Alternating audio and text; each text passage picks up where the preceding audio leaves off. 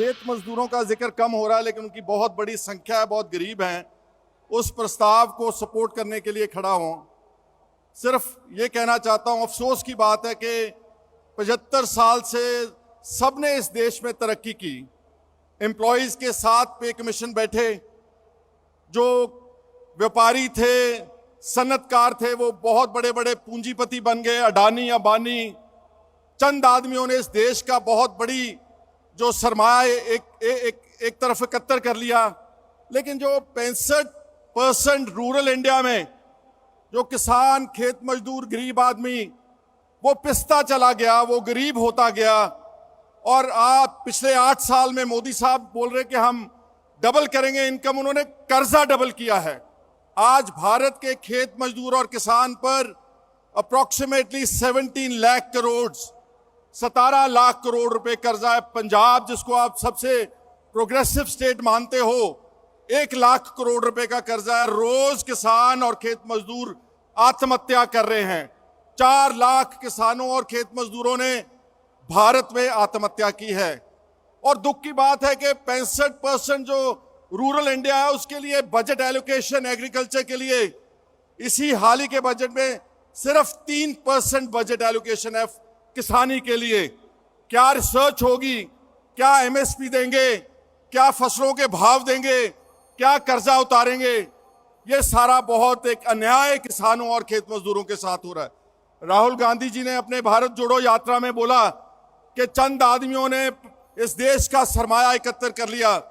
Oxfam की एक international research agency की रिपोर्ट है, ऑक्सफैम की, that only 1% of India's powerful rich people like Ambanis, Adanis and other businessmen have cornered 73% of India's wealth.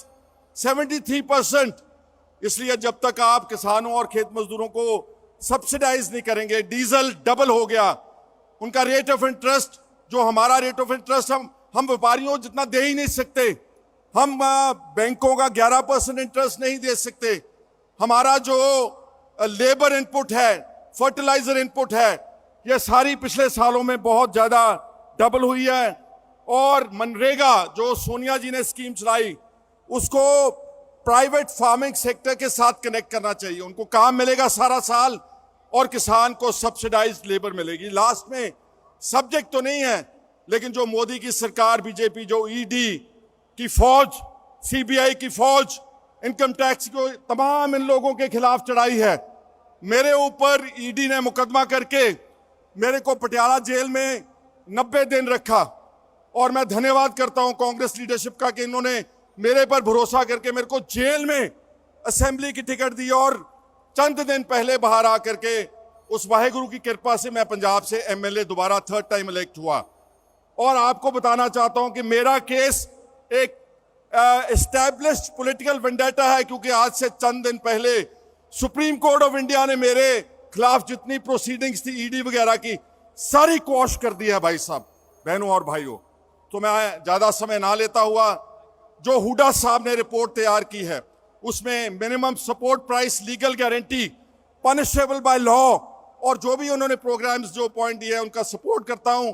लेकिन फिर भी कहना चाहता हूं कि बजट की एलोकेशन बढ़ाएं, सेपरेट एग्रीकल्चर का बजट हो। जैसे विकसित मुल्क नॉर्थ अमेरिका और यूरोप में हर चीज सब्सिडाइज की जाती है, डीजल से लेकर लेबर से लेकर के, और रेट ऑफ इंटरेस्ट कम किया जाए। धन्यवाद। ज्यादा समय ना लेता हुआ आप सबका शुक्रिया अदा करता हूं। जय हिंद, धन्यवाद, और वाहेगुरु जी दा खालसा, वाहेगुरु जी की फतेह। Thank you.